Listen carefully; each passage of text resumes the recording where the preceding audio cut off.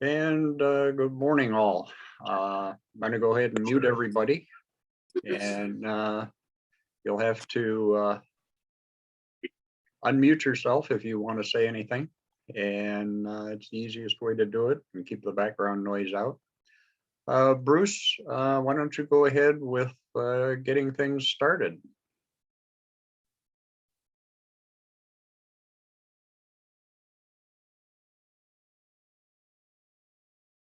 I do not hear Bruce.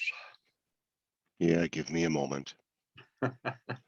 Well, I did the spacebar unmute and it didn't spacebar unmute, so I had to manually unmute. It's all good. Good morning, everyone. I hope that your past weekend, if you celebrated, was good. You were able to go out and get some things done that maybe we didn't get done or were able to accomplish in 2020 due to some of the restrictions. And with that, let's go ahead and get the meeting started in a regular form, if you wouldn't mind. And if you are ambulatory and able, if we can start with the pledge, we can get folks to stand up. And I know that's a little calisthenics for the home users, but here we are. And if we could have you remove your cover if you're wearing cover, just like in real life. And ready, begin. I pledge allegiance to the flag of the United States of America and to the republic for which it stands, one nation, under God, indivisible, with liberty and justice for all. Thanks, folks. I guess that feels appropriate since we started baseball season very recently as well. I kind of missed out on that. That was my first opener that I haven't been to. Obviously nothing in 2020, but out of all the things I do in life and all the things that I follow, it had at least at one point been the Padres for many, many decades. Kind of missed out this year. I hope everybody's doing well. Let's start off with any new introductions. Anybody that's new to the group, just joined ARES. We'd like to go out and hear your melodious tones and have you say hello. Tell us why you joined ARES, what you're interested in, and introduce yourself briefly. It doesn't take a long time. So if you'd raise your hand, if you know how to do that with the controls, and if not, you can always just wave a hand at the screen. We've got our screening cast looking for your responses now.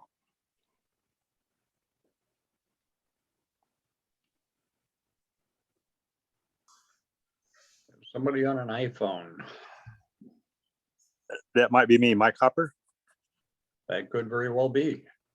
Yep. Yeah, I'm new to ham radio. I've had a license for a couple of years. Live over on the back side of Palomar, overlooking Warner Springs. So we don't have really good reception here. I'm trying to look at put up a 40-foot tower up a little higher up on the property to get there, but all the other projects haven't got there yet. So that's basically where we're at, just so we'd be able to, in case of emergency, we have some coverage over here on the backside. That is Welcome, an Mike. excellent and outstanding reason to join. Sorry, go ahead, I interrupted. Oh, we're good. That was it. Now, Rob, someone was asking about a microphone? I was saying welcome. Ah, my bad.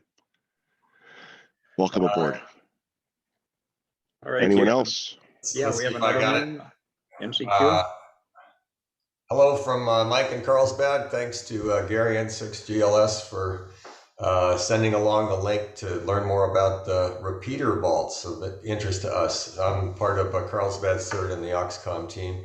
And also thanks to Gary, he's helped us with our WinLink efforts as well. So glad to be here. Thank you. Very good, thank you. Hey, Bruce KI5NCQ. Hi, this is, let's see here. Can you hear me? Yes. Sir. Okay, all right. Bruce Gustafson, live here in San Diego. I have a nice view of Point Loma from where I'm sitting right now. And I used to fly for the CAP unit as a volunteer for Search and Rescue and Border Patrol, and then kind of had to quit flying. So I started ham radio in January. So I'm building my Go box right now with UHF, VHF radios. And then I kind of flip back and forth between Houston and San Diego to visit the grandkids in both sides. So this is most of the time is spent here, which I love San Diego and been coming here since '69 in the military. So it's doing that. But I'm so excited about being part of ARES. It's really exciting. Thank you and welcome aboard as well. Kind of looking at the screen, I'm not seeing any other pop-ups at this point. Looks like we might be done. So with that, let's go to Dave for section related announcements as well as ARRL related announcements. All right, nothing really from the ARRL. They are looking at hiring an officer for fundraising to raise more money for the ARRL. I had a meeting with Dick Norton last week, and he's not in favor of that because the ARRL is sitting on a lot of money right now. So he doesn't think it's needed for a nonprofit organization to have a fundraiser like that, for since they make plenty of money from dues and from the books and publications and other things that they do. So we'll leave that alone for right now. Next Saturday, have another meeting with for ARES with RRI, Radio Relay International, one of the leaders of that group. Also on the 18th is a rookie roundup, so a good time to get on the air. And then the 24th, we'll do another HIPAA reboot, probably a little bit earlier in the morning to try and catch everybody else who missed the last one. So other than that, that's all from me. Thank you, Dave. Appreciate it. Rob, training related and any other related section or local information, please. Thank you, Bruce. So the San Diego 100 Ultra Race, I have not heard a final word yet on whether it's going to be go, no go, or modified this year. The date of that event is June 4th. So San Diego 100, where we provide ham support to track runners, do bib counts for the duration of the 24-hour plus race. Have not heard on the San Diego 100. This morning, Craig Williams, who's on this call, put out an email letting everybody know that the PCT 50 is go for May 22nd. Craig, thank you for putting that out. A couple days ago, the Angeles Crest 100 got canceled for a list of reasons. So that's up in the Los Angeles area, Angeles Crest 100 canceled. PCT 50 is go. San Diego 100, we don't know yet. And we've gotten word that some of the Northern California ultras are going ahead. So it really depends so much on state lands and federal lands, and if they can get the permits or not for the special event. So we're waiting to see if those training events for us, those ultras are going to go ahead or not. San Diego 100, June 4th, we're hopeful. VHF contest also in June, June 12th and 13th. And the field day, a high holy day of ham radio, is June 26th with modified rules for pandemic. So 1 Delta to 1 Delta, you still get points. They have lowered the 1 Delta power limit to 150 watts. So that once again, that's the last full weekend in June, June 26th. And Bruce, that's all I have. Thank you. Couple of comments. Thank you, Rob. So the and I am making a joke. You can't see me, but I am making a joke. The 150 watt home limit, nudge, nudge, wink, wink. I hope that works out. Last year, it was a tiny bit of fun as expected, and we were joking about it ahead of time. I hope it didn't diminish the experience for folks that were on the air. I know I heard a lot of people that were, as we were calling them last year, full legal limit 1 Delta stations that were actually grumbling about how poor conditions were and how unexpectedly not good their experience was. And what I shared with a lot of folks was that take a look at the results for last year that the ARRL did publish and look for the call sign Whiskey 6 Foxtrot W6F. If I remember correctly, we were out of a number of entries that's never been seen before by the ARRL. And this is our local representation, by the way. We were in the top 40. I think we were somewhere in the high 30s. Year before, I think we actually made it into the top 10. And it was interesting that last year we did this at QRP power levels, 5 watts or less. And we were just persistent. We just never stopped grinding on this throughout the entire event. And, you know, the 1 Delta full legal limit stations did whatever they would do as we expected. And I guess because it wasn't wide open globally, they were just having some challenges. So it was fun. What I'm trying to say is I really encourage that any operation, if you spend some time with it, will be beneficial. And as always, and as Rob said, it is the high holy day for American ham radio because it's really a North American thing, although it's participated in worldwide. This is where you get to learn about how changing propagation conditions are. You get to play with radio gear that maybe you've never used before, get familiar with how things really work in the real world, and actually do it where there's a ton of congestion out there, as well as weak signal, as well as collisions, and you learn how to, in real life, navigate through all that. Super beneficial. I am very hopeful for the June VHF event that we'll be able to go out and put together some sort of a rally ourselves. It sounds like with some of the restrictions being lifted, some of the locations that weren't previously available, hilltops and things like that around Southern California, should be easily accessible for a lot of folks. I know some of the stuff was available in January, but we've had, you know, as you might imagine, some concern about the restrictions and the virus, getting vaccinations going, things like that. And people had a certain comfort level about doing what they did for participation. And that certainly affected what happened in January.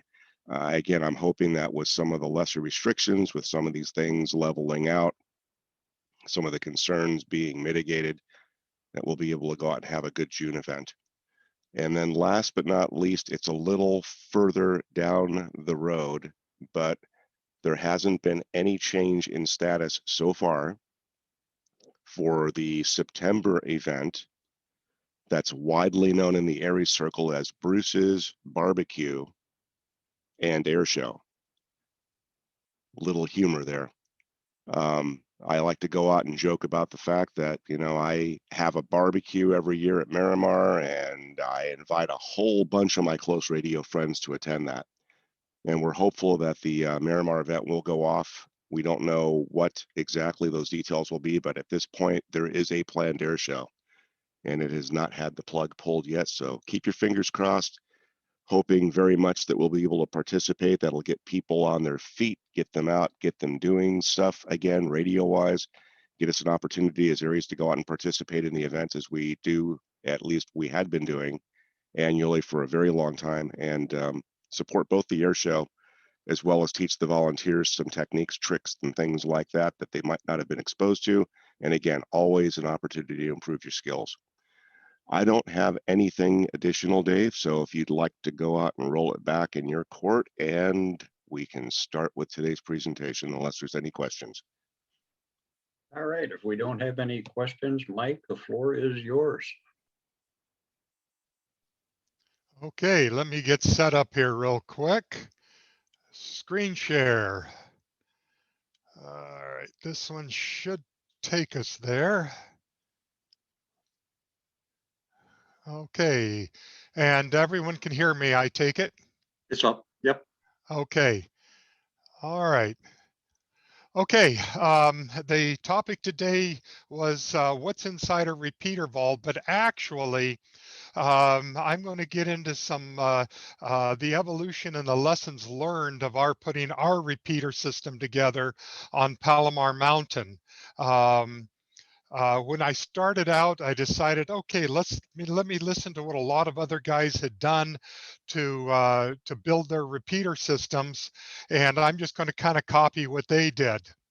And I learned that that was a real knot. you're going to have to kind of follow what other people are doing for those who are putting them together, and do a lot of reading. But every single repeater system out there is going to be completely different, as we kind of learned the long and hard, expensive way. So we'll go through this evolution. There we go. Now I'm going to give a few assumptions here today. Some of it's going to have to do with presuming that you're going to be putting a repeater system together. Let's start with that. Although most people are not going to be putting one together, but let's kind of start right there. Now, a lot of the things I'm going to talk about today too, as a disclaimer, is I am by no means an expert at this. So don't get me on a lot of, hammer me on a lot of technical aspects and so forth. But I have had to learn everything that there is to do, and I'll explain to you why it is pretty much me that has had to do all of this. But if you're going to put a system together, you're going to have to choose a frequency pair and make sure that it's coordinated. TASMA, I am not convinced is fully operational, and although I'm told that they are, and other people tell me they are not. I also understand that there is a San Diego frequency coordination group. I am not familiar with them. Brian, KC2GNV is familiar with them. I am not, but we're not coordinated. I'm getting coordination with TASMA, but we are not coordinated with the San Diego group, but shouldn't be a problem, whereas we're not interfering with anybody that I am aware of. So at any rate, choosing a location. Obviously, you're going to have the site owner's permissions when you're choosing a location. A number of places like a vault up on Palomar Mountain, which we call the vault, where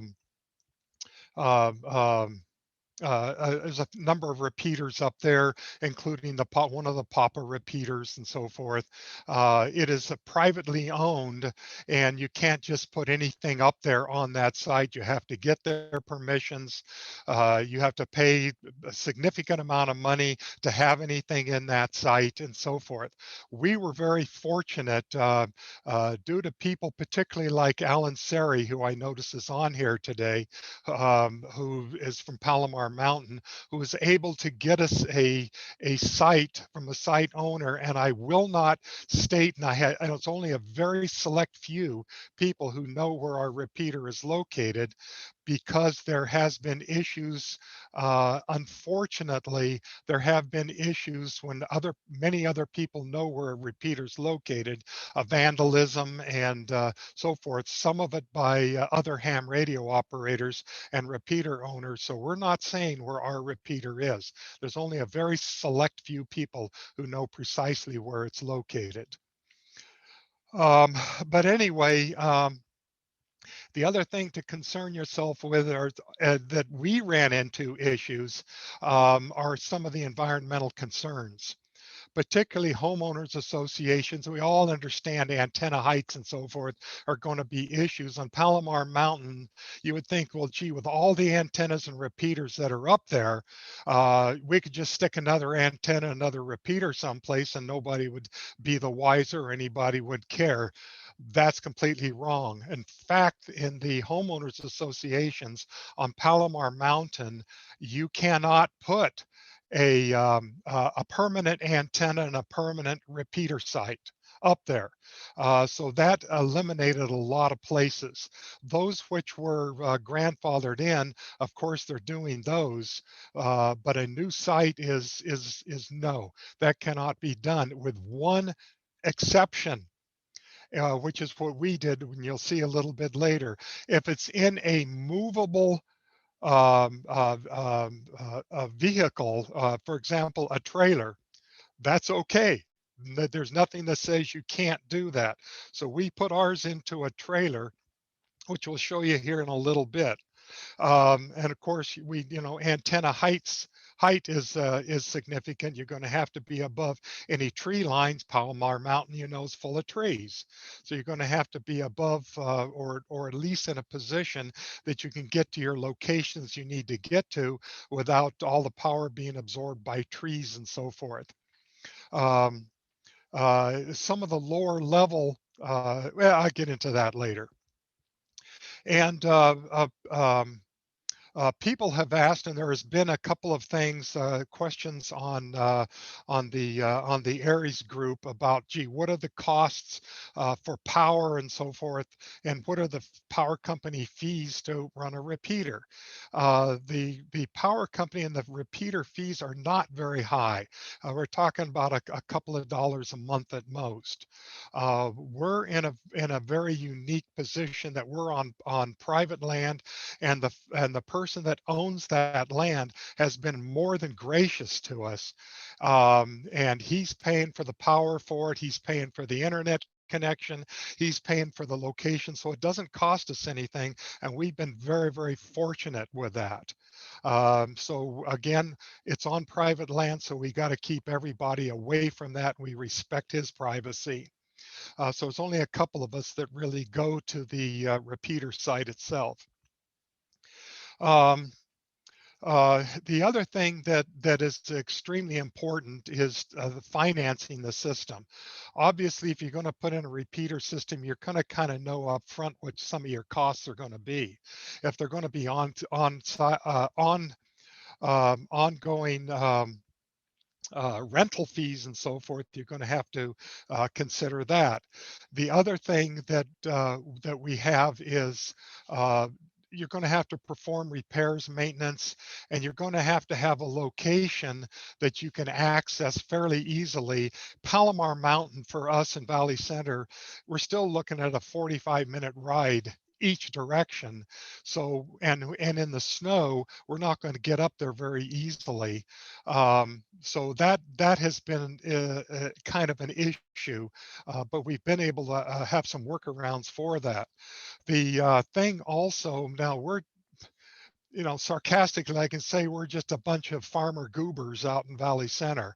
And there aren't many people in our group who are technically, we have a couple who are technically savvy, but if you're technically savvy, generally you have a full-time job and can't break away when the repeater goes down, there needs to be repairs. Now, I know that the ARES Club, for example, being an older club, and also the Park Club being a much older club, have quite a number of technically oriented people, and they can get out to the or they have a number of people who can get out, perform repairs, tests, and so forth. So keep that in mind, that you're going to have groups of people to be able to perform these particular tasks. Let's go on here.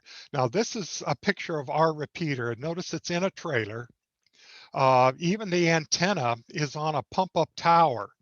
I'll talk a little bit more about the tower that we're on right there, but we're on in a trailer. It's only a 5x8 or an 8x5 trailer, 5x8, I guess it is, trailer. So that in the event of a fire and we can get up there, we can pull the tower down, lower the solar panels, disconnect it quickly, and pull it out of there. If it was a permanent location, that would be a little more difficult to do that. But again, being on a trailer, the homeowners associations there do not harass us. We have no problems with that at all. We're only about 100 feet higher than the park repeater, and we're very close to the park repeater, probably within about a quarter of a mile of it. We do have two repeaters in there, one 2-meter repeater. There's our frequency and our PL. And we do have a 70 centimeter DMR repeater. There's our frequency and the DMR ID. There is another, I'll just quickly mention it right now, but I'm going to get into it a little bit more. There is another DMR, 70 center DMR repeater, which is accessible to all of us, just about a half a mile I want to say maybe a half a mile, 3/4 of a mile to the east of us that has a much better coverage of all the way out to the Salton Sea and Borrego in that area. And I'll get more into that later because that's going to be part of our DMR team of radios. But anyway, that's what we're looking at right now. And our evolutionary process, we've had our repeater going for about 10 years. There was the first 6 years were on Paradise Mountain at about 3,500 feet. And it was located over just north, I want to say, of the casinos. So, you know, if any of those who do not know where Paradise Mountain is, it's probably one of the highest places in Valley Center on a mountain or near a mountaintop. But it's way to the east, very prone to fires in the area. So there were a lot of issues with that. And we had very, very good coverage of Valley Center, but not much anyplace else. And we felt that, okay, we didn't want to be overly isolated, and we were very fortunate to be able to find a location on from a very gracious individual on Palomar Mountain, which allows us to put it up there. And we've been on Palomar Mountain about 4 years now, but it's only been within, I want to say, in the last few months that the 2-meter repeater has been working absolutely flawlessly, and that's why I want to go through that process as to what got us there over the last almost 10 years that we finally got to a very well operating repeater. Was not well operating prior to that. We added DMR thanks to Brian KC2GNV about little less than 2 years ago. And so anyway, that is kind of our history at this point. Just a little bit of theory. Those of you who understand this theory, you can sort of tune out for a while, but this is more for those who are fairly new to it and don't really understand how it all works or wants to learn a little bit more about it. Again, remember, I am no expert at this, so getting into the black magic of duplexers, I understand about 10%, and where most people understand probably 5% of how duplexers work. We do have a couple of people, like one of the people in our group, who is probably one of the major masters of duplexers, which is Glenn K6 VCK, who also lives on Palomar Mountain. Maintains and tunes our duplexers for us. But anyway, a duplexer is nothing more than ours are cavity filters that do nothing more than isolate the transmitter and the receiver in the repeater. The reason we need that isolation is because in a repeater, as you know, you're transmitting and receiving on the same antenna at the same time. That doesn't mean that you can't use two antennas, one for transmit, one for receive. And that's exactly what the ARES Club does in Escondido. And they have their share of issues with that. And I'll get into a couple of minutes as to why that may not be the best way to go. They seem to have a little bit better reason as to why they can do it. And I wish Bud was on today. If he is, I'd like him to speak up as to why they went with a dual antenna system and did not go with the duplexer. But anyway, most repeaters use a duplexer, which isolates the transmitter from the receiver so that they can both be transmitted at the same time. The bottom picture here kind of shows the same thing. But let me go on here, and we'll get a little bit more into duplexers here in a minute, because that's the key, pretty much one of the major filter keys for the repeater system. Now, this is our duplexer right here, which is a Sinclair Q-202G, which is ranges between 132 to 174 megahertz. What's critical is the isolation. Let me hang on a second here. There's got to be a, here it is. Let's go with here. Here, we can see the arrow here. Okay, you're looking at the isolation here of from the transmitter to the receiver is 80 to 85 dB for our Sinclair duplexer. If we went with and this is the other critical thing I want you to pay attention to right here, is the insertion loss of 1.5 dB. I'll explain in a moment why that is significant. But right here, when we're looking at the receive isolation of 80 dB, if we have a dual antenna system, say at 150 megahertz, at 100-foot spacing, we're only getting 42 dB of isolation. We'd have to be, to get that same 80 dB, we would be way over 1,000 feet of antenna separation. So there's always going to be a certain degree of desensitization with a dual antenna system. And so we don't have, and most places don't have 1,000 feet. Plus, we look at the loss that you're going to get if you get about a 1 dB of loss per 100 feet of transmission cable and receive cable, you're going to lose a lot of dBs. You're going to lose a lot of power going 1,000 feet or so to get that same isolation. The ARES Club, again, like I say, if Bud was on, he could explain more. I know they're not 1,000 feet apart, but they seem to have enough isolation that it doesn't seem to affect their repeater too much. So at any rate, that is one thing that is significant and why we use duplexers instead of going with a dual antenna system. Okay, whoops, just a minute. I gotta clear that. Go over to clear all, go over to here. Okay, now there we go. Here is our Sinclair duplexer, cavity duplexer right here. These are very expensive. Actually, you can find them on eBay, which we bought ours, about the cheapest we're able to find for a really good one.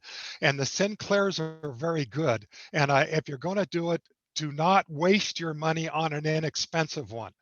Get a good Sinclair duplexer, a large one that has a minimum of an 80 to 85 dB isolation at the frequency that you're going to be operating. Now, this is a 4-cavity, which most of them happen to be 4-cavity. The drawing over here shows a 6-cavity. The more cavities you have, the more isolation you're going to be able to get. 6 cavities, of course, are significantly more expensive. Let's go back to an arrow. Let's go to a drawing right here. Okay. Again, these cavities notch out. These are a notch type cavities. Well, actually, they're a pass notch cavity, but forget whatever frequency is over here. This is just happened to be what the drawing was. But the cavities on the output that are connected to the output side of the transmitter notch out what is being received, or the received frequency. So that's a fairly steep notch, and the more cavities that are there, the more notching and the more notching of the given received frequency you're going to bit. Doing the exact same opposite, but the same thing, is the cavities on the receive side are going to notch out the transmit frequency. So whatever's coming out of the transmitter is not going into the receiver. In this particular case, there's 6 cavities that are isolating it. In our case, we have 4 cavities doing it, and the 4 cavities again are giving us 80 dB of isolation, which seems to be more than adequate for us. Okay, let's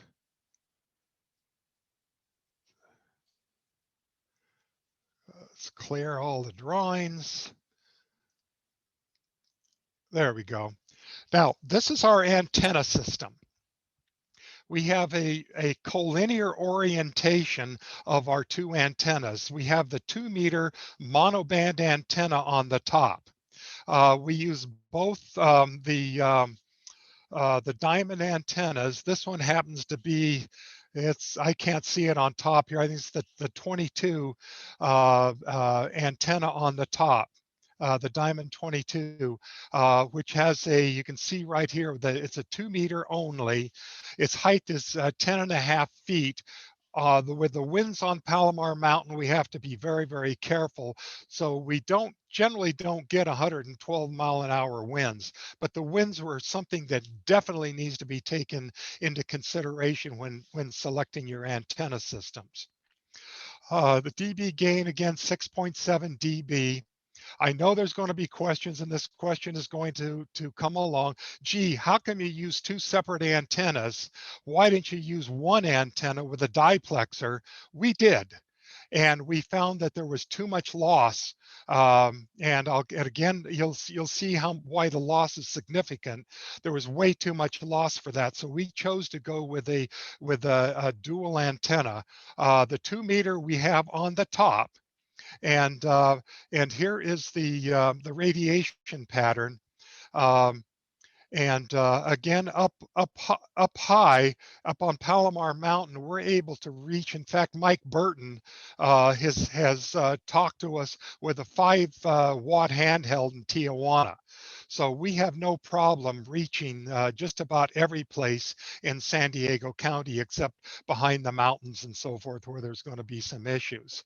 I have a timeshare in Oceanside, down on the Strand, which is right on the, I mean, we're talking about mountains and all. I mean, and I can hit our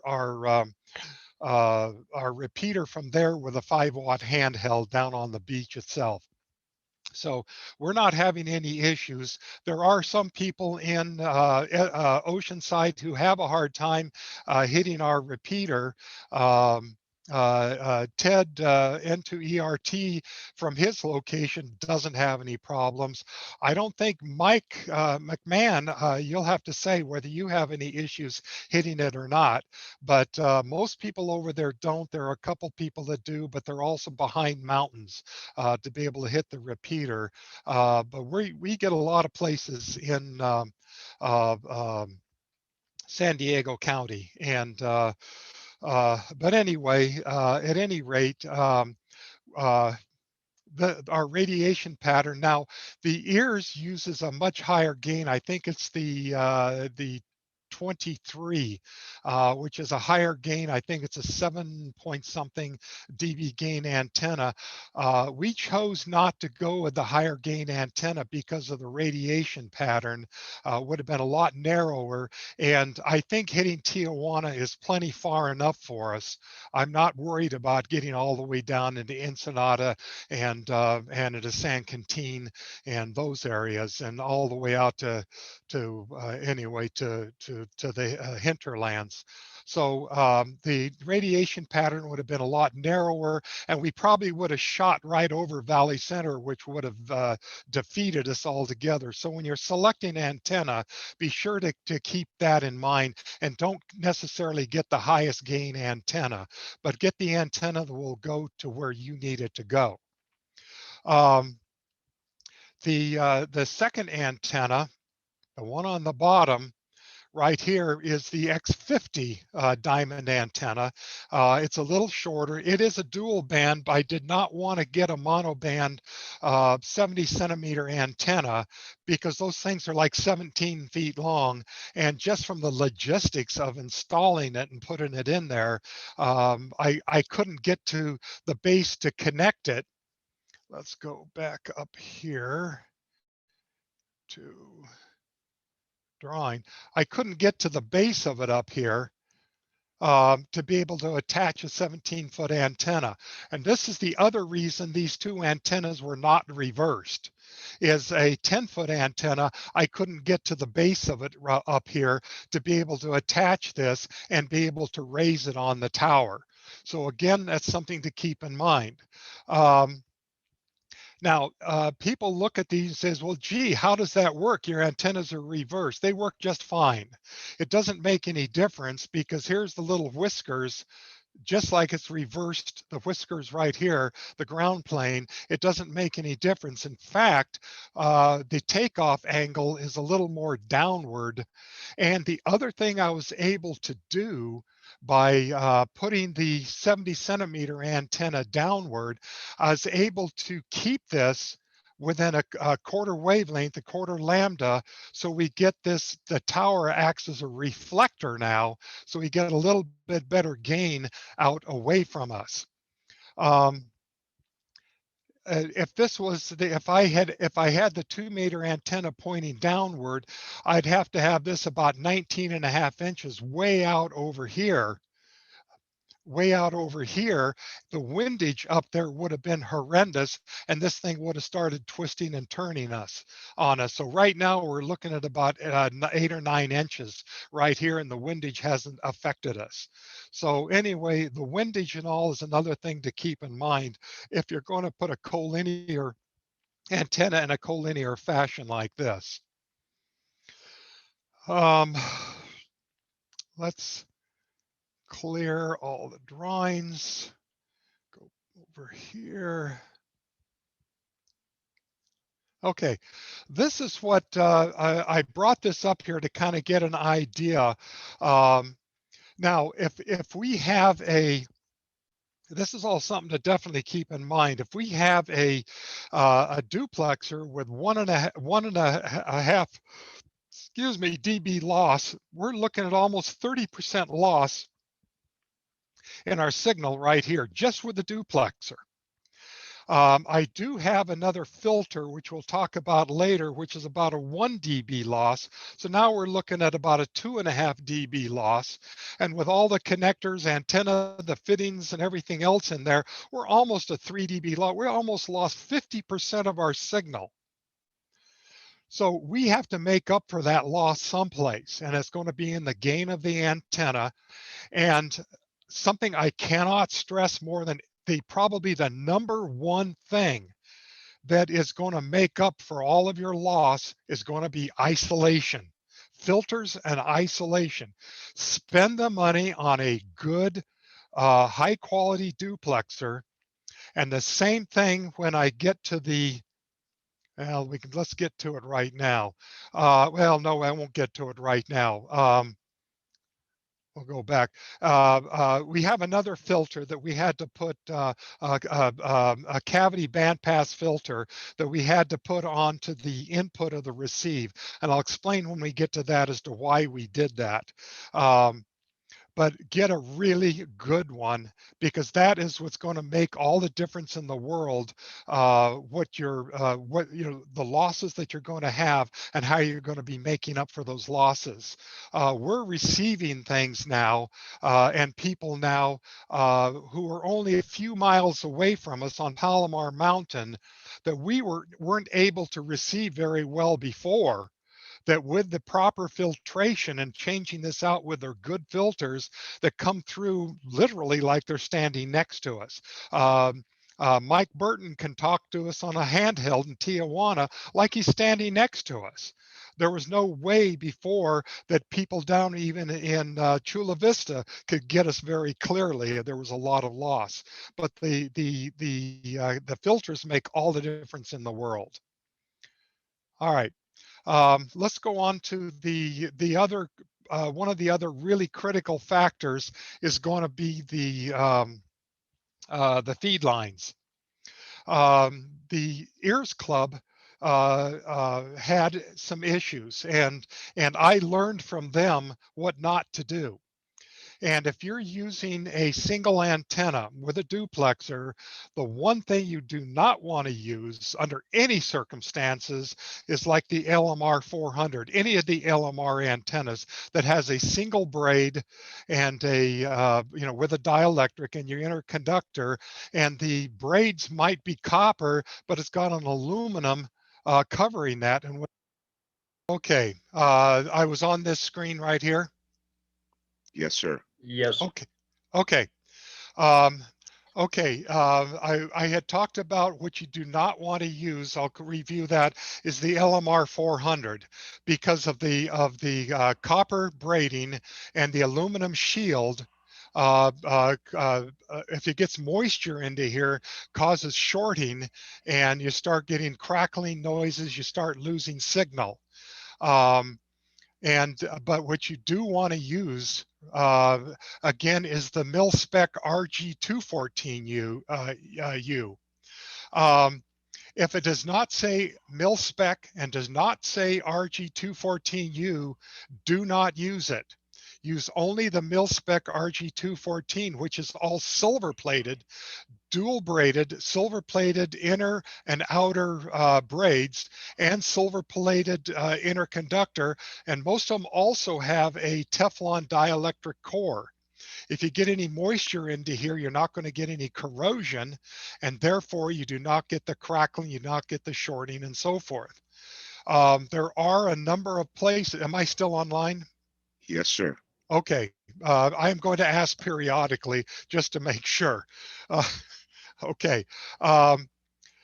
There are a number of places online and other places which sell the RG214U, but if it is not the mil-spec RG14/U, don't use it. It's a lot less money. It's a couple dollars a foot. This stuff, when you use it, you look at the price down here, is $8.25 a foot. So it kind of hurts when you're looking at a 45 feet like we have on each of ours. You're looking at what, about $400, $350 for each one of those cables, and particularly with the silver plated connectors, and also the internal of the really good duplexers are all silver plated. So again, I can't stress enough getting a good duplexer, high quality duplexer, and high quality cables. Again, the ARES Club, Bud would be able to address this even better. As he explained to me, they use the the LMR 400 cable, and they had nothing but problems. It works fine if they're on separate antennas, which is one of the reasons they went to 2 antennas. Versus a duplexer, it seems to be fine with 2 antennas, but when you're going through the receive and the transmit through the same antenna, they had nothing but problems with it. So anyway, with the duplexer, you stay with this stuff right here and make sure that you're going to be paying $8.25 a foot roughly, and if it's much less than that, it's not good stuff. Okay, let's move on. Now here's our rack. It's very simple rack. You don't need a lot of stuff. We're like just about everybody else in the world is using the Yaesu DR2X for our 2-meter analog. The 1X we had in there, I do have it sitting. We went ahead and upgraded to the 2X, which is fine. We're putting 20 watts out. We could go to the full 50 watts output. Some people have said, oh, gee, if you go with the 20 watts and you're using it a lot, you're going to burn out the final amplifier. Well, I have contacted and talked to Yaesu about that, and they said that is not true. The 2X has some built-in safety features that if you want to transmit on 50 watts, the minute that final amplifier starts heating up, it will drop back to 20 watts. And if it still heats up, it'll drop back to 10 watts and so forth. So it has the built-in safety features. Now, we're on Palomar Mountain, and we can get to just about every place we want to get to. I am not going to go blast everybody out there with 50 watts. We don't need it. We did have a problem with a repeater up on Crestline that was blasting out 100 watts. And why they're doing that is beyond me. Blasting out 100 watts that was just tearing us apart because the output of their repeater was only 15 kilohertz above the input of our repeater. and they're still 100 miles away from us, and they were you talk about a shotgun to us, but we took care of that issue, and I'll explain to you in a bit what we had to do to take care of that.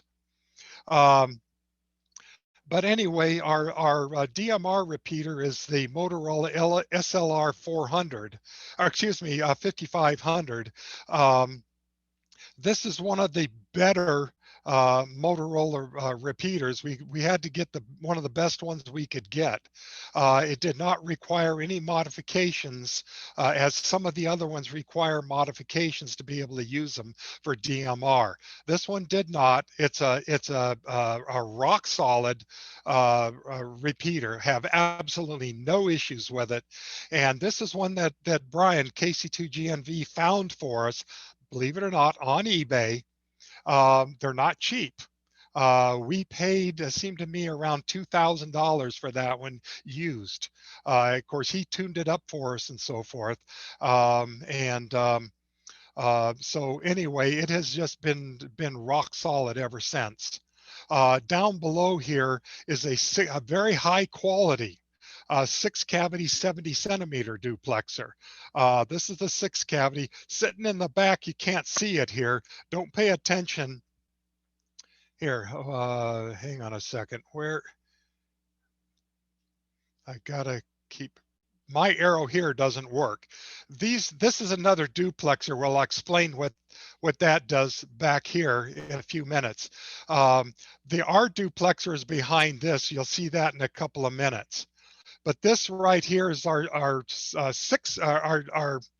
70 centimeter duplexer, the 6-cavity, very high quality. I found that on eBay used. It was about $600 or so, which was an excellent price for it at the time. And of course, Glenn K6VZK tuned that up for us, and between the duplexer and the SLR 5500, our DMR is doing extremely well. Okay, let's clear all the annotations. Let's go back to mouse. There we go. Now below that, we put in a 400 watt. I think this is the 400 watts, the biggest one that Astron makes. We did not want to go with anyway, we went with we did not want to go with a switching power supply because of the potential noise that they put out. Again, we're trying to do everything as high quality as possible on this repeater to keep out noise and so forth. So it is a linear power supply. They're very expensive. We probably did not need to go 400 watts, but we went ahead and put a 400 watt into here. And a power supply to power everything. And on top of this is an uninterruptible power supply. The purpose of this runs our repeaters for about 15 minutes if the power goes out. And gee, 15 minutes doesn't do very much, but it does two things for us. It lets us know whether the power is out or not. It actually has a connection right here, an Ethernet connection to our router, and transmits to us via the internet, lets us know whether power is out to our repeater. Number one, that's information. The second thing it does is it filters and cleans up the power going to our repeaters and the other equipment. That's one of the main things, because you don't know where you are and you don't know what kind of power is going to be coming into the system, particularly if there's an external generator running things, or what the story is. It's just extra safety to put that in to clean up the power and make sure we got good clean power going to our repeaters. Let's on top here is a sensor push, and again, this is for information's sake.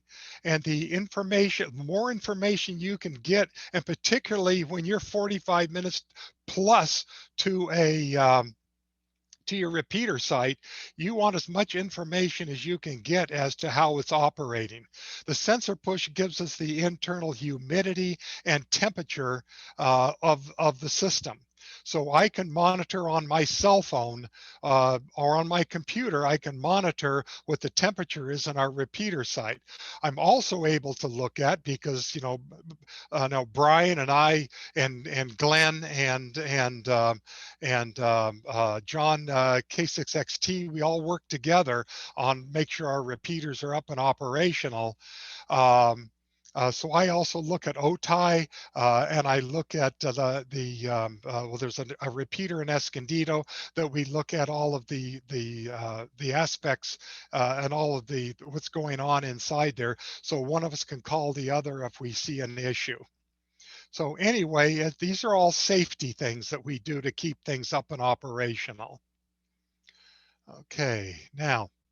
We're operating, this I want to spend a couple of minutes on. We have three 100 amp hour Biono batteries in there. To do this again, now the Biono batteries, they're excellent, fantastic batteries. Our location on Palomar Mountain, these were one of our choices we should not have made. We would have been much better off with AGM batteries. And when these go out, I will replace them with 100 amp hour AGM batteries. And there's one that we're using like in our one of our trailers that we're using, AGM, a 200 amp hour. I'll show you a picture of that in a little bit here. AGM battery, I can't think of the company who makes them. They're guaranteed for 10 years, which is the same thing as the Biono batteries. The reason right down here I have at the bottom, let's go back to annotation here. Right here, the Biono versus the AGM. The AGM batteries are fairly immune to temperature changes. Excuse me. And on Palomar Mountain, we get below freezing temperatures.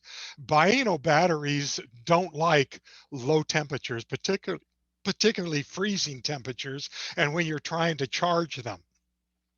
And these go on a continuous charge or a trickle charge all the time. So anyway, going back, each of these batteries, here's the right here is the sensor push. Right here is the receiver for it right here. This is our sensor push. So I'm monitoring the temperature of the battery as well as the inside of the trailer. One of the batteries goes to the DMR repeater. The other battery is the backup to the analog repeater. The other battery that's located in the back right here is for everything else. It powers the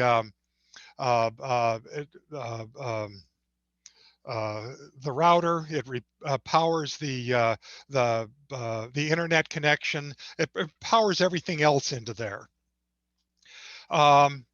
So anyway, but that's why I would go with AGM. If you're down, and even OTI, because they get some freezing temperatures at the altitude that they are, I don't know what batteries they're using. I think they switched over to Biono. I'm not positive, but I think they did. And if they did, they might want to rethink that. I didn't talk, Brian told me, and I just don't remember. But again, I would go back to the AGM batteries. Now, the thing about the Biono batteries is they don't off-gas. Inside of a trailer that's sealed up to keep it isolated from bugs and everything else, the AGM batteries do have a certain amount of off-gassing, just like your regular lead-acid batteries have. But we do have a ventilation system that runs continuously in here. And you can see a picture of that in a moment. We did also, it is now installed an SDR play, the RSP1, and a computer in here, which is sitting on this tray right here. put this in after the pictures were taken here so that we can monitor the signals and what's coming in and out up on Palomar Mountain. And actually, one of the primary things is we can look for other frequency pairs if we need to put other frequency pairs up on Palomar Mountain.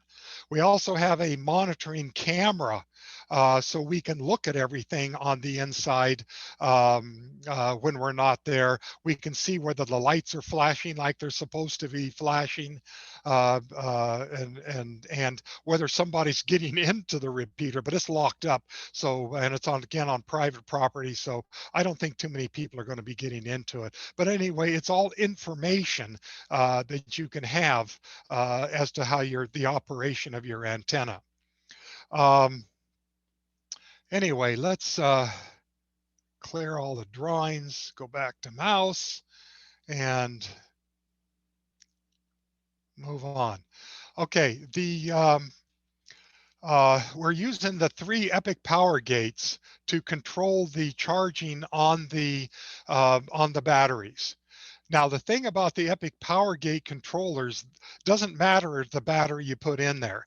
If you want to go ahead and use standard flooded lead acid batteries, these will charge them. You just have to set it up differently. These also charge the Bino batteries, and they also charge the AGM batteries. So when I switched to AGM, I will not have to change out any of the power gate controllers. I do understand that there was another repeater system recently who was installed who tried to do it all on their own, which was fine, but they used the wrong who makes these things? West Mountain Radio, I think it is, the wrong controller, and they used the wrong batteries, and it was all set up incorrectly and had nothing but issues. I don't remember exactly what all the issues were, but they talked to me about it, and I said, no. You got to use the EPIC power gate controllers. Those will handle everything you need to. Plus, you can plug in solar panels to them. And most of the other repeaters around don't have solar panels. And I'm kind of confused as to why they don't. Because the solar panels are not very expensive. In fact, you can see down here, I put 3 100-watt solar panels on the top of the repeater, and each one of them charges a different battery and goes through a different EPIC power gate. And then we have, where is it? We have these adjustable arms here, right? These adjustable arms so that we can, as the year goes on, adjust these things to the altitude of the sun and the angulation of the sun. I never changed them. They seem to be just right on. The EPIC power gates, the way they're operating, which is really good, I think, is number one, the power to charge the batteries and the power to run the repeaters comes primarily from your shore power. That's number one. If the shore power goes out, then it goes immediately to the batteries, and the batteries are being continuously trickle charged and backed up by the solar panels. It doesn't jump directly to the solar panels. It goes directly to the batteries, but it allows the solar panels to keep the batteries charged. Now, we did have this last when was it, the last fall or whenever we had the big winds up on Palomar Mountain. And this is the other thing on Palomar, power goes out all the time up there. It was out for about 2 weeks, 2.5 weeks up there. We had no shore power to this repeater. I went up several times just to check the charge. Those batteries were fully charged with normal operations of the repeaters, and they were just humming along with absolutely no discharge on the batteries whatsoever with these 100-watt solar panels. I bought these solar panels a year and a half ago, whenever it is we installed them, from Home Depot of all places on sale. They were $100, $90 a piece. And so for $300, I don't care what the shore power does. So these things are going to stay charged. So this helps make the repeaters even more bulletproof. Glenn, K6 VCK, who has the other, has another DMR repeater on Palomar Mountain over to the east of us. We call that Palomar East, by the way. They call us Palomar West. And yes, we can get all of the San Diego talk groups, the ARES talk groups, and so forth on his repeater as well. It's just that we can't reach his repeater very well from Valley Center. However, all of the east side of the mountain we can reach. And so he kind of covers what we cannot cover on from Palomar Mountain.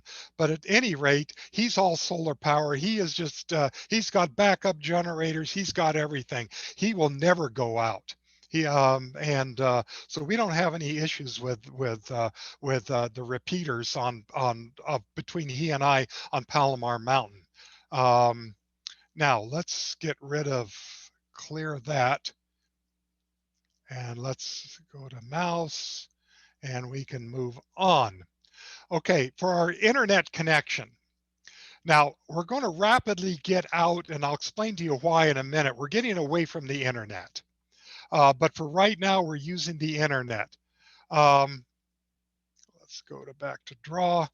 Now, before I get into that, this antenna right here is installed. It goes to the SDR play for being able to monitor the signals. So that's an extra antenna we have up there just for monitoring signals, as I talked about a few minutes ago. Now, these ubiquity links, internet links, link to a router that's about 100 yards, maybe 75 yards away from us. So we do have internet connection, although when the power goes out on Palomar Mountain, we lose link, which I don't like. So we have two of them here because we're using a fallback router that has two internet connections to it. So if one goes out, the other one is still connected, or it falls back to whatever the better internet connection is.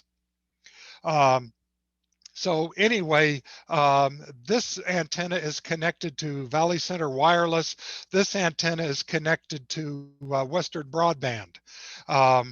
So anyway, that's kind of what we did there. But again, when power goes out, ours still works, but the internet goes out who we're connected to.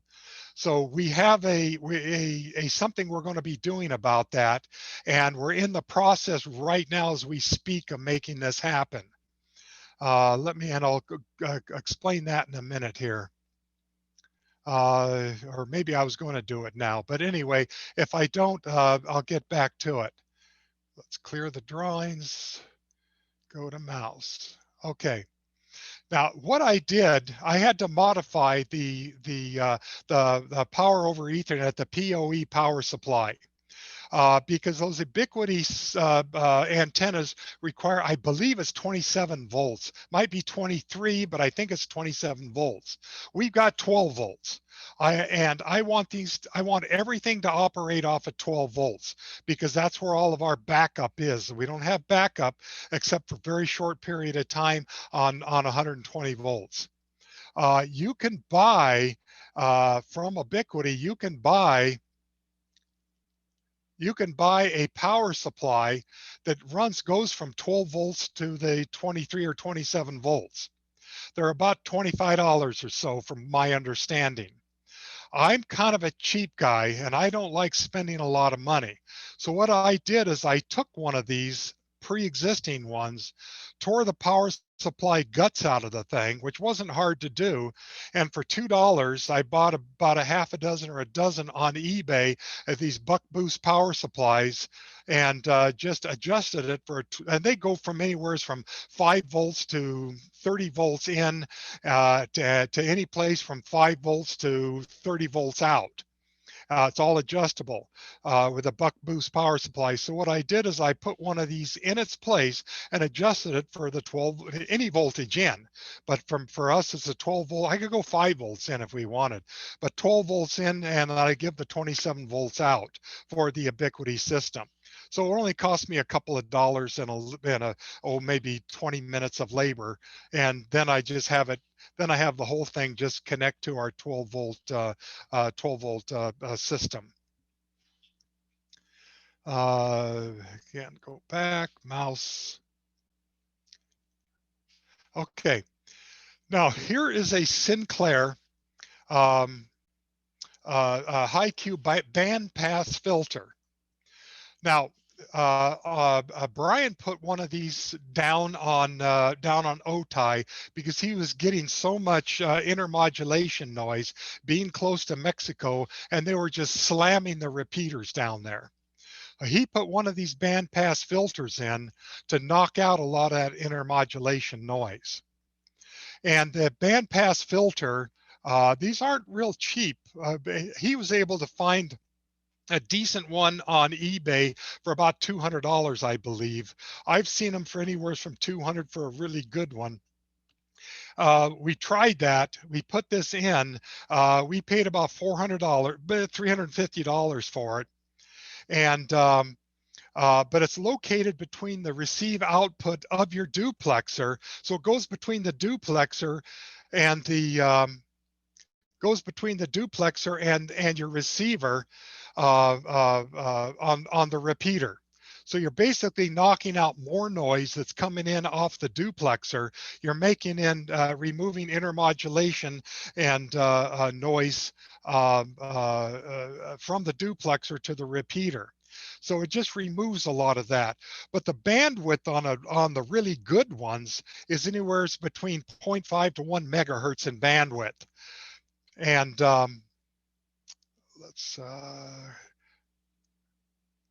okay, that didn't work for us because again, we were being smacked by that repeater from Crestline, and we were still getting a lot of crud coming in from them. Also, if you've looked at Palomar Mountain, and most of you probably have, there is literally 10 repeaters within 100 yards of each other, covering half the mountain, which means we're getting everything that's hitting our repeater up there. So this is what was killing us for a number of years, particularly when we moved to Palomar Mountain. When we were down down below, on Paradise Mountain, it didn't seem to affect anything, but again, we weren't getting anywheres. But now we moved to Palomar Mountain, we were getting nastied by everybody. So anyway, we put this one in, and the problem is the bandwidth was too wide.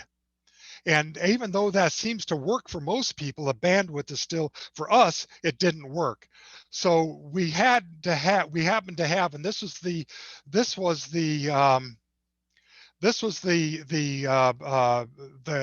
duplexers you saw in a previous drawing that's behind all the repeaters.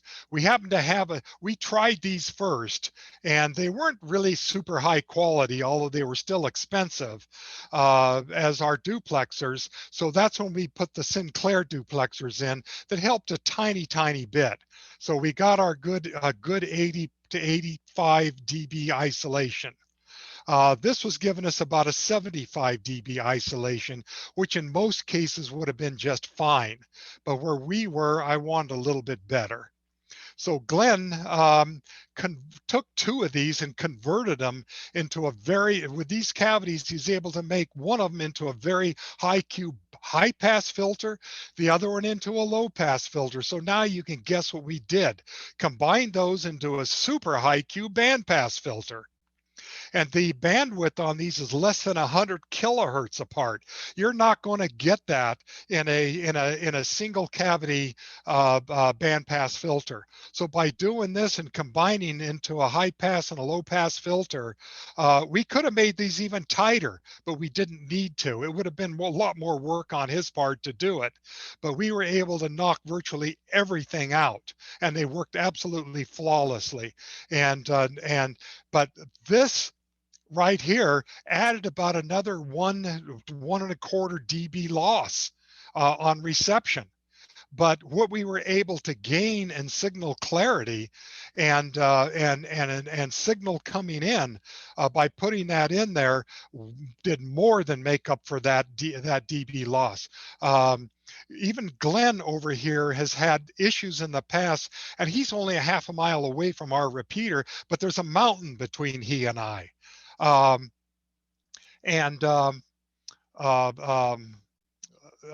So anyway, he was having a real hard time even reaching our repeater from where he's located on Palomar Mountain. But as soon as we did that and we put that in, he comes through as clear as day, as does just about everybody else who gets in there.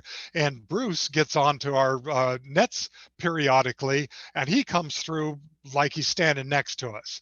So it's worked out extremely well. And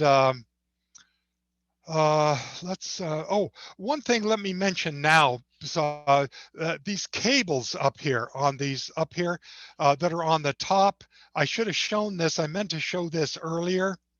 There's all of these cavities are joined together by, and this is all LMR 400 cable. Which we're not going to be getting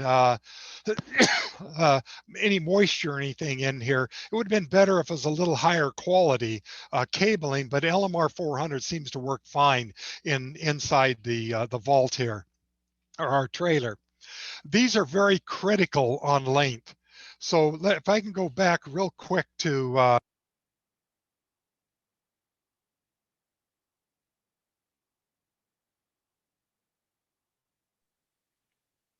Lost your audio again, sir.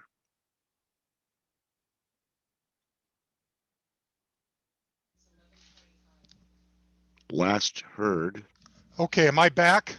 Last heard was if we can go back really quick or go back really quick. Okay. All right. I don't want to go back, but as I'm looking at the time here, these cables right here are very critical on length. They need to be exactly 1/4 wavelength of whatever, a quarter lambda of whatever the frequency is you're going to be operating. The tuning is done with the inside the cavities. This length of this cabling right here is the L of the LC circuit. And we ran into that problem because our Sinclair duplexer was designed for 150 to 170 megahertz. And we couldn't tune it down to the 146 megahertz. And lo and behold, we slapped our forehead and said, wait a minute, these cables are way too short. So we had to rebuild the cables on top, make them a quarter wavelength. Then we were able to tune the cavity. So the moral of that story is, if you want to buy them on eBay, it's okay if you buy the cavity duplexers that are out of band. All you need to do is to change the cabling on top, which you should be able to do. And if you're not able to do that, you have no business putting a repeater system together. That's sarcasm. Okay, let's clear here. Back to mouse. I'm almost done here. Anyway, here's how you can see. You can see this is the whole inside of our trailer. It's a 5x8 trailer. Here is the Sinclair duplexer in the back here. You can see the cavities here. Here's the batteries located down here. The power supply system here. Again, we have the computer sitting on here. And here are the repeaters sitting here. Very simple. There's not much there. But the magic all comes in these filters back here.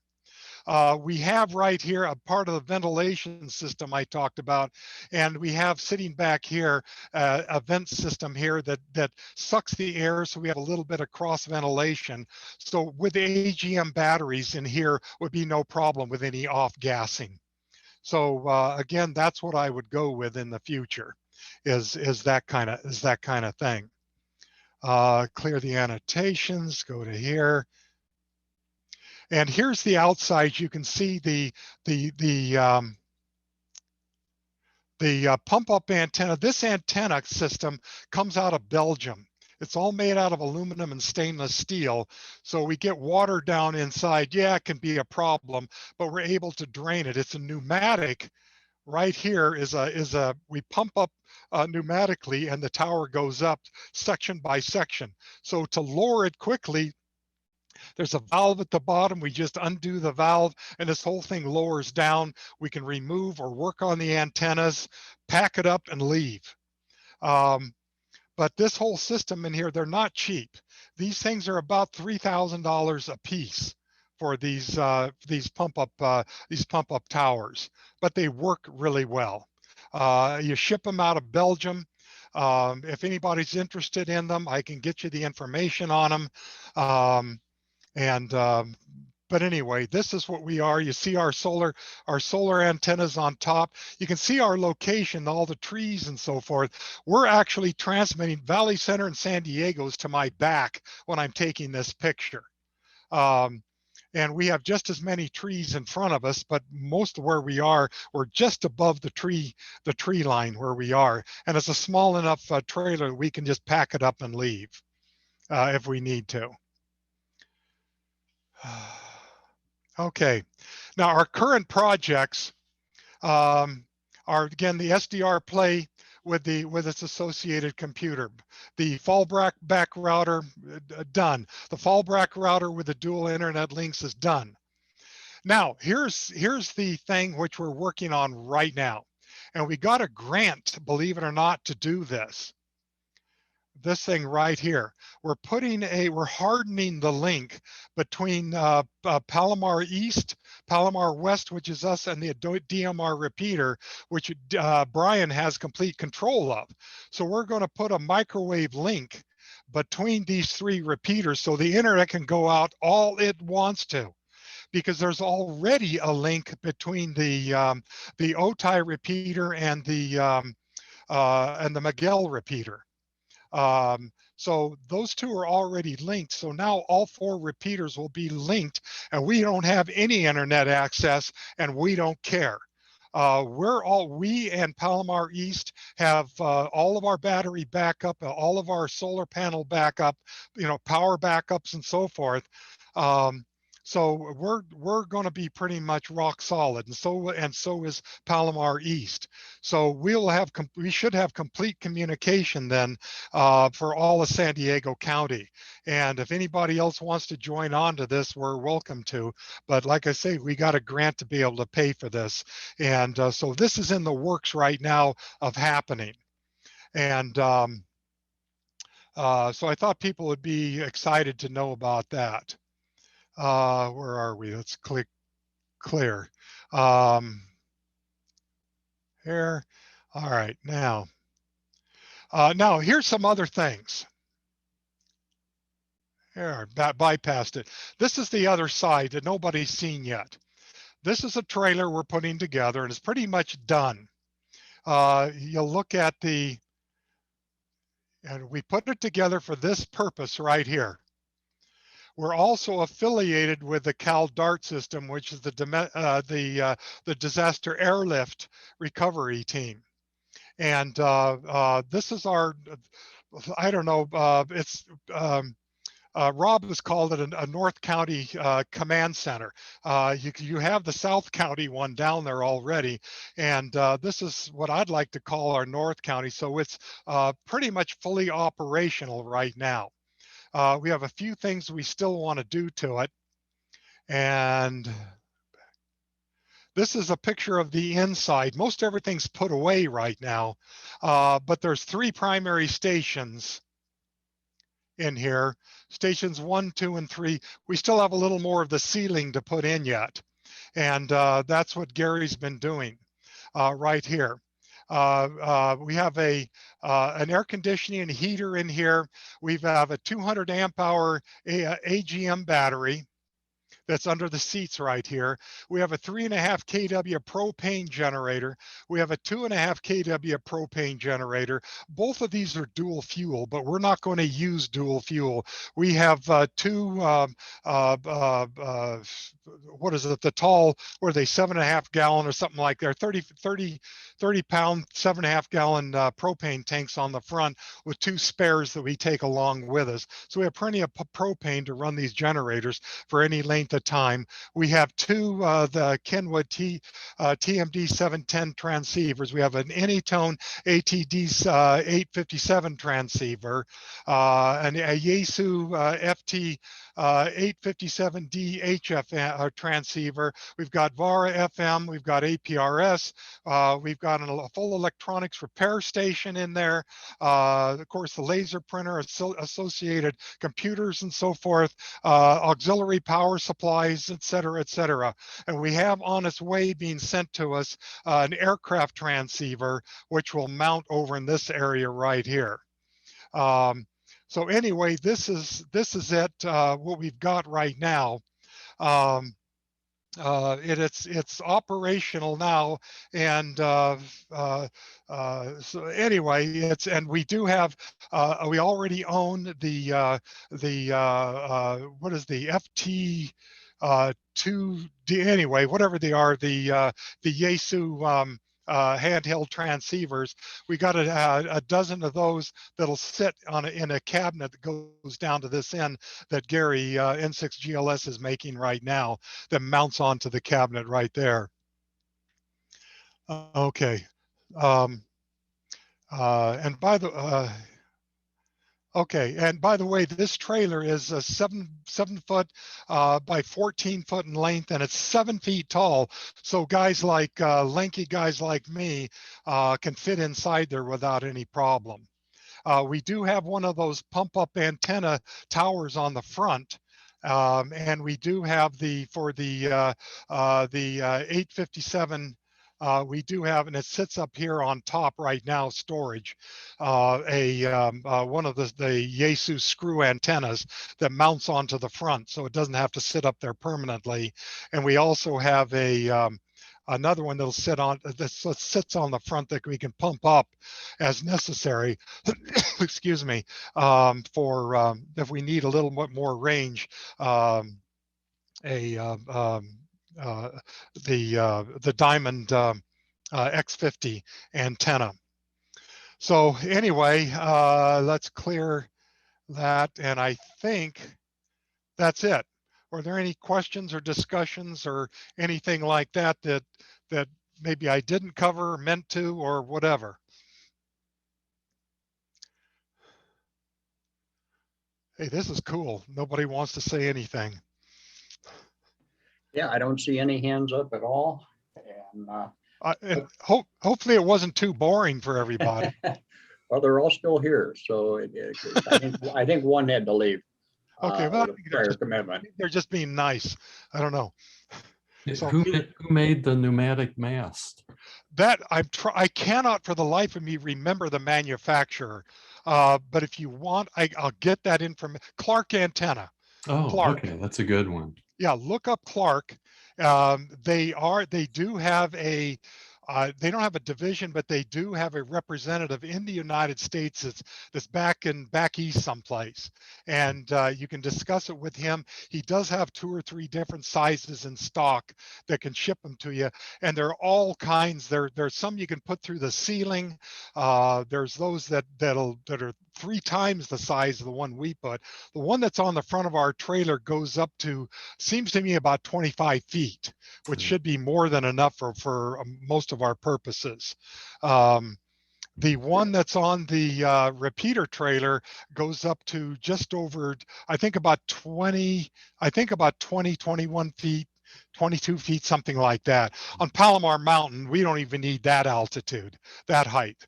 The Palomar Mountain puts us up where we need to be.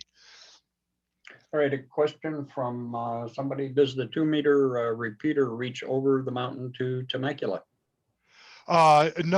No, we can't get there. There is that big mountain behind us. We can't get it Temecula at all. Now, who can get Temecula, believe it or not, is Palomar East.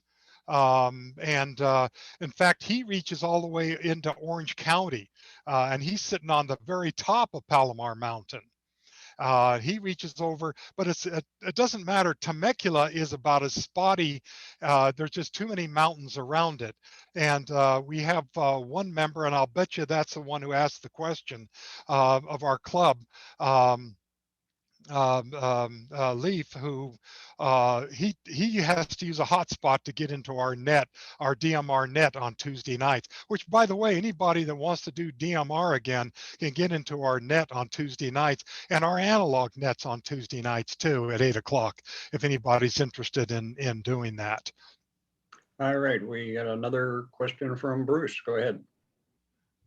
So more on the technical side, I may have missed this earlier, but is that trailer air conditioned or is it just insulated? Our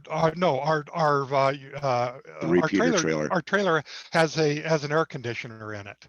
Okay, I was going to ask it.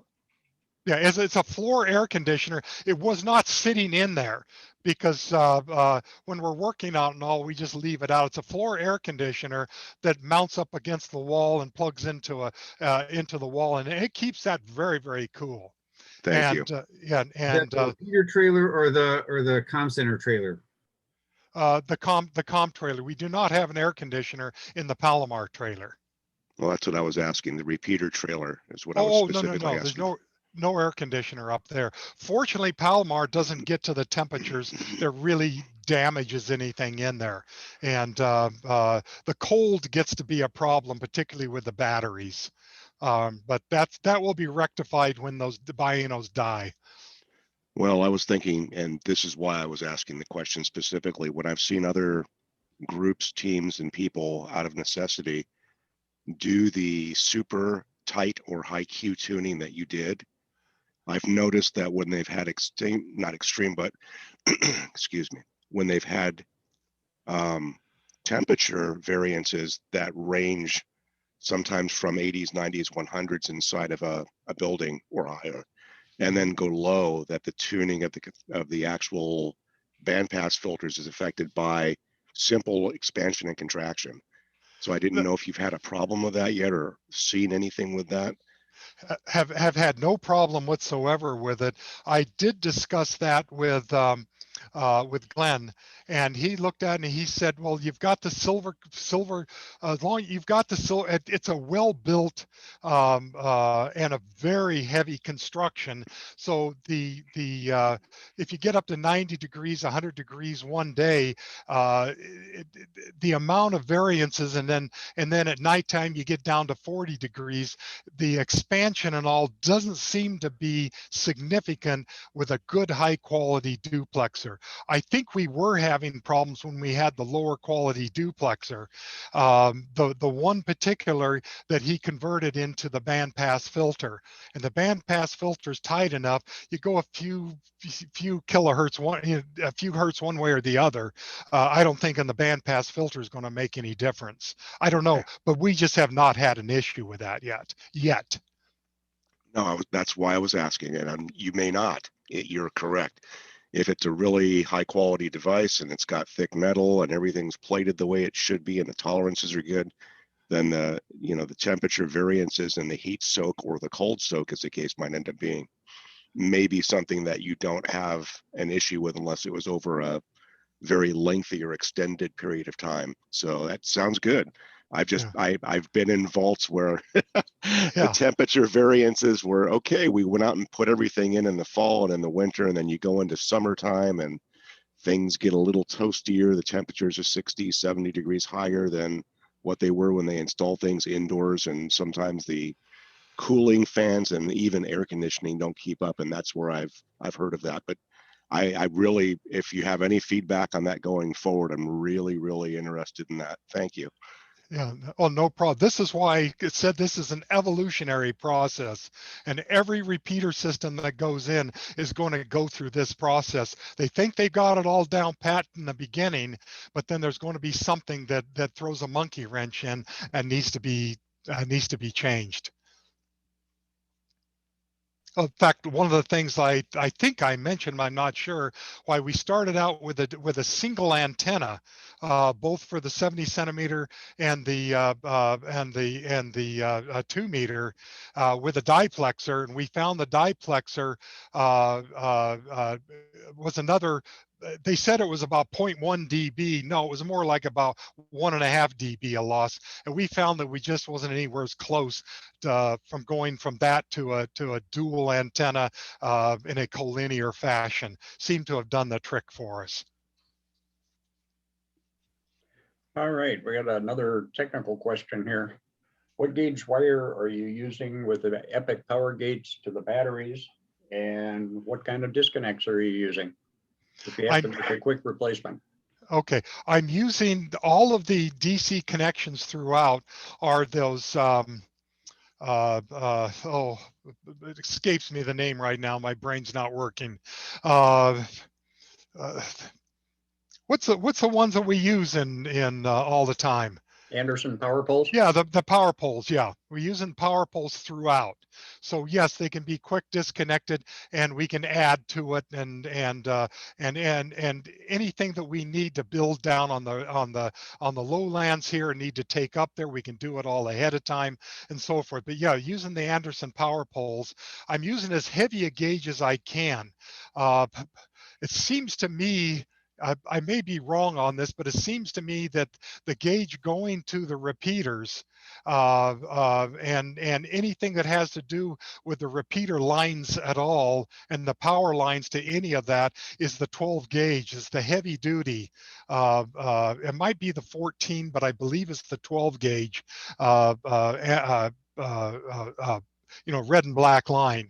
All of the lower level stuff, it uses all of the I think, what is it, the 14, the 6, the next higher one, which I think is the 16 gauge wire that doesn't require all of the current. But that's what we're using is just trying to standardize everything. All right, the other question is what modem are you using for the Vera FM? We're using the 50, what is it, the DRA 50. We have not operated it yet. We just got it sitting there ready to get operational. And that's when Monir is going to come into the picture. Okay. Okay. He doesn't know it yet. I think he does now. Does anybody have any additional questions?